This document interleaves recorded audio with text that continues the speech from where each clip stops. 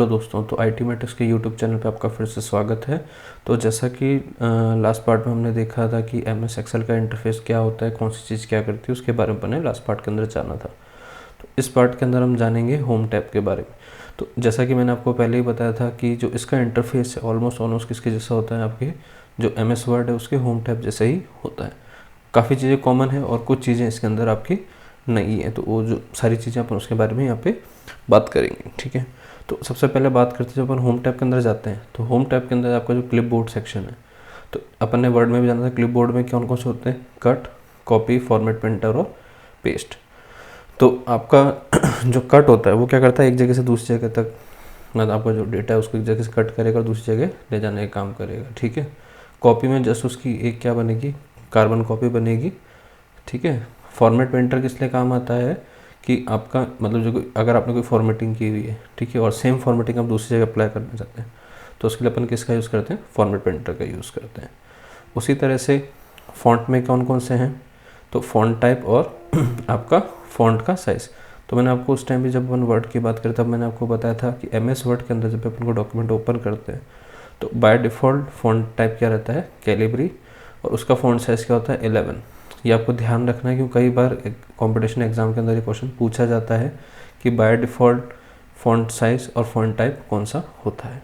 ठीक है, उसके अलावा बी यहाँ पे बोल्ड को डिनोट करता है। अगर आपको कोई भी लेटर है उसको बोल्ड करना है तो अपन इसका यूज़ करेंगे, इटैलिक में दिखाना तो इसका यूज़ करेंगे, अंडरलाइन दिखानी है तो इस पर क्लिक करेंगे। उसके अलावा अगर अपने को बॉर्डर वगैरह बनानी है तो अपन इसका यूज़ करते हैं। ठीक है, फिर उसके बाद में बात करते हैं अगर बैकग्राउंड कलर देना है तो ये जो पेंट का आपको डब्बा दिख रहा है इस पर अपन करेंगे। ठीक है, उस पर्टिकुलर फॉन्ट को कलर देना है तो ये जो ए दिख रहा है इसके नीचे रेड कलर का दिख रहा है, यहाँ से अपन क्लिक करके उसको अपन कलर दे सकते हैं। ठीक है, फॉन्ट का अगर साइज़ इंक्रीज़ करना है तो ये ए का जो निशान है उसका अपन यूज़ करेंगे, जो उसमें ऊपर की साइड एरो लगा हुआ है, और जो ए के पास में ये डाउन साइड का लगा हुआ है एरो, अगर इसको फॉन्ट का साइज डिक्रीज़ करना है तो इसका यूज़ करेंगे। उसके अलावा नेक्स्ट जो हमारा जो टैब है, ठीक है, तो सॉरी जो अपना नेक्स्ट ग्रुप है दैट इज़ दी अलाइनमेंट।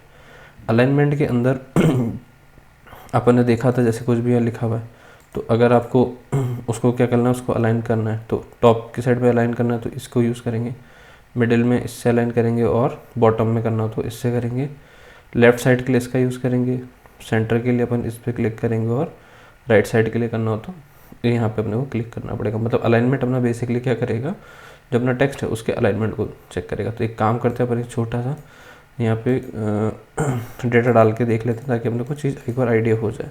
तो जैसे कि मान लो मैंने ए बी कर दिया और यहाँ पे उसको उठा के मैंने जस्ट मैं इसको यहाँ ले आता हूँ। ठीक है, जस्ट अपन सैम्पल के लिए इसमें देख रहे हैं इसको चीज़ को, ये मैंने यहाँ पे पूरा बना लिया। अब इसमें पूरे पार्ट को मैंने सेलेक्ट कर लिया। अब यहाँ देखो अगर मैं टॉप ले जाऊँगा, ठीक है, तो ये इस साइड आ रहा है, एक सेकंड, ठीक है, ये हमारा सेंटर हो गया, ये हमारा क्या हो गया, बॉटम हो गया। अब देखो यहाँ से अपन सेंटर करना चाहते हैं, यहाँ से अपन क्या कर सकते हैं, पूरा हमारा कहाँ गया, सेंटर में आ गया। ठीक है, यहाँ से क्या चला गया, राइट में, यहाँ से कहाँ चला गया, लेफ्ट में। तो अभी मैं क्या करता हूँ, थोड़ा सा इसका जो आपका सेल है इसकी साइज़ में इंक्रीज़ कर देता हूँ तो आपको ये वाले बाकी जो चीज़ें और समझ में आ जाएंगी। ठीक है, अभी ये सेंटर में, ठीक है, अब मैं इसको टॉप करूँगा तो ये मेरा कहाँ चला गया, देखो टॉप पे चला गया। ठीक है, यहाँ सेल का साइज़ मैंने बढ़ा गया है, मैंने आपको पहले ही बताया इस वाले जो चौकोर से खाना है जहाँ रो और कॉलम आपस में मिलते हैं तो वो एरिया हमारा क्या कहलाता है, सेल कहलाता है। क्या कहलाता है, सेल। आपको ध्यान रखना ये चीज़ पूछी जाती है, कई बार क्वेश्चन सीधा सीधा आता है, जहाँ रो और कॉलम मिलते हैं उस एरिया को क्या बोला जाता है MS एक्सेल में, तो क्या बोला जाता है, सेल बोला जाता है। तो सेल का जो साइज़ है मैंने बड़ा कर दिया तो आपको ये चीज़ ईजिली दिख रही है।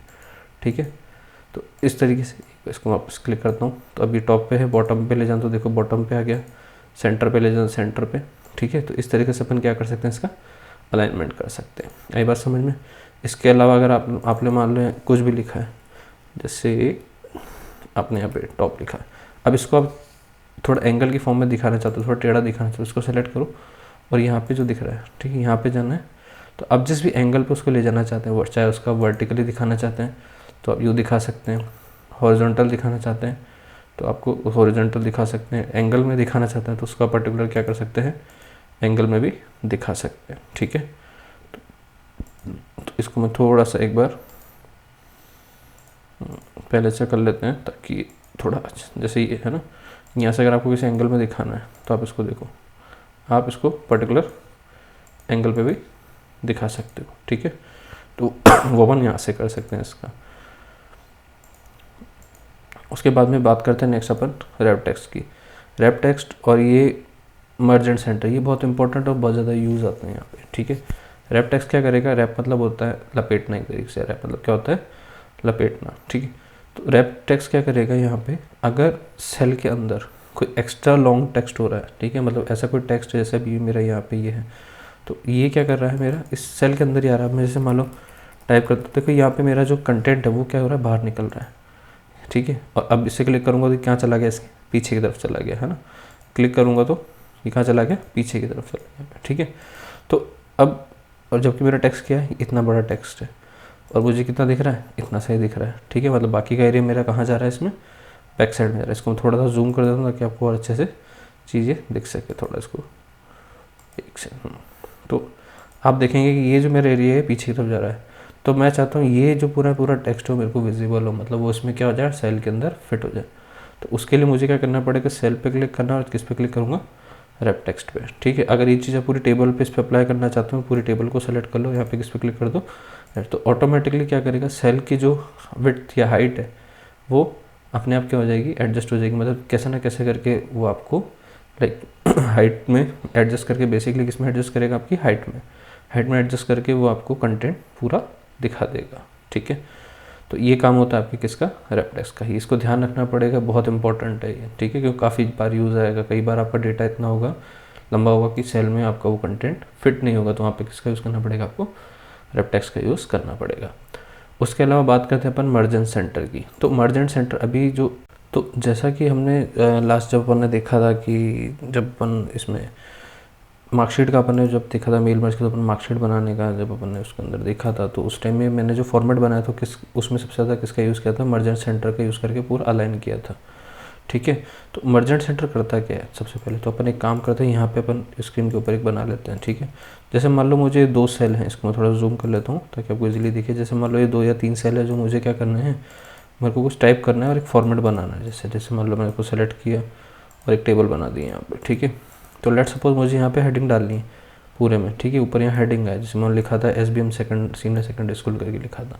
तो इस पूरे को सेलेक्ट करेंगे और किस पे क्लिक करेंगे, मर्ज एंड सेंटर पे। तो आप देखेंगे ये सारे सेल हैं वो क्या हो गए, मर्ज हो गए, ठीक है। अब जैसे मान लो मुझे लिखना था वहाँ पे SBM सीनियर सेकेंडरी स्कूल, तो इससे मर्ज एंड सेंटर से होता है क्या कि आप जो अपने सेल्स हैं उनको क्या कर सकते हैं, मर्ज कर सकते हैं। क्या कर सकते हैं, मर्ज कर सकते हैं, ठीक है। मर्ज करना चाहो, अनमर्ज करना चाहो, अगर मर्ज हो रहा है कि इनको अनमर्ज करना है तो आप यहाँ से क्या कर सकते हो, उसको अनमर्ज भी कर सकते हो, ठीक है।